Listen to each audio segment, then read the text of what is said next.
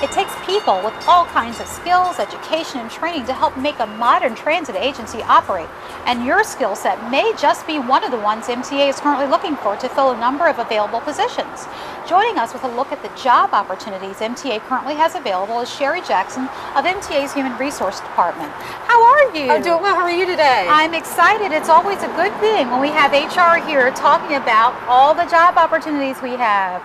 Now, I know one of the things that the agency continues to do is to look to fill some of the hard to fill positions at our agency. Some of them a little technical, some not so much. Right. So tell me, what's the role of HR in general in filling these positions? Well, we do know that we have hard to fill positions out there, and we've been really advantageously trying to fill those. One of our positions right now is our electromechanical position, which is extremely difficult to fill. It does require that you have some analog digital circuitry experience, and that is a little bit difficult out here in this population, even though we have a population that's very unemployed. But we are moving towards trying to really get those types of positions filled. Now, how many people are part of your HR department? Because really, you're having to fill these positions that span all across, I mean, a whole different types of skill sets. So how many people are in HR to help recruit people? We actually have 5 recruiters, but I do have 11 staff members under me. That's so amazing. I also supervise the employment side as well. So I have the recruitment and the employment side. Now, what are some of the other functions? You said, okay, so there's recruitment, and then what are the other functions that HR does for MTA? We also have our benefits department, our medical services department as well. So it's a full service office. Yes, it is. Now, how many positions is HR charged with placing announcements for?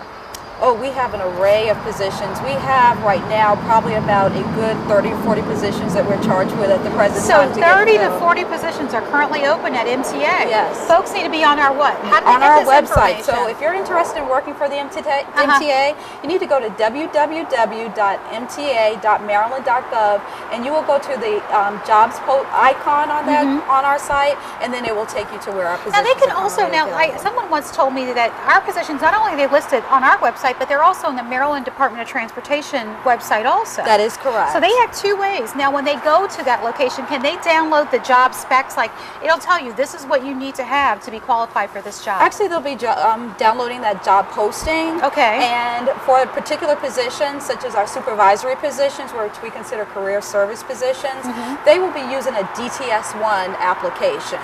But for our union positions, such as our A repairmen or our electromechanical positions, they will actually be using an application called an MJ45. And all of that is listed. So when they look at a specific job, right, it'll tell them what form corresponds with that job. That is correct. In the application, body of the application, it will actually tell them. Okay.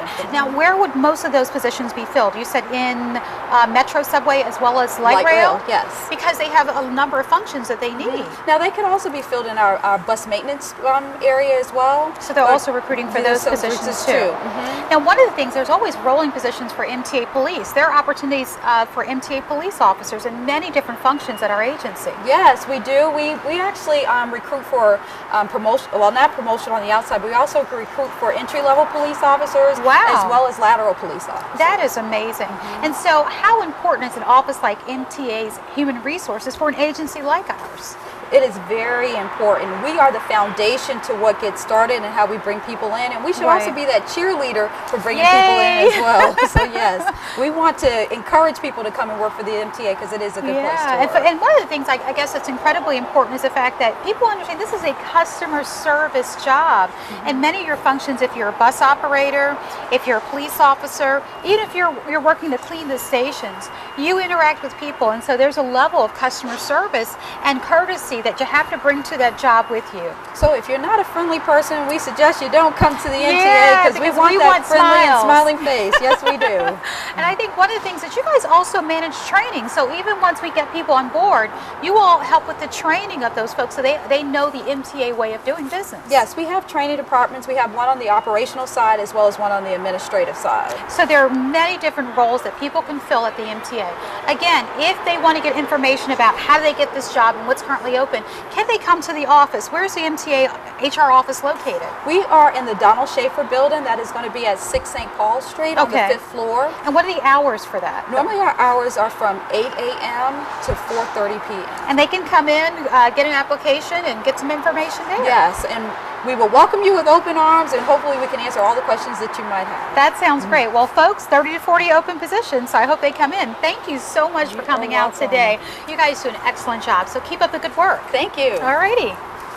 Up next, we'll address some of your customer questions and concerns in our Ask the MTA segment, so stay with us.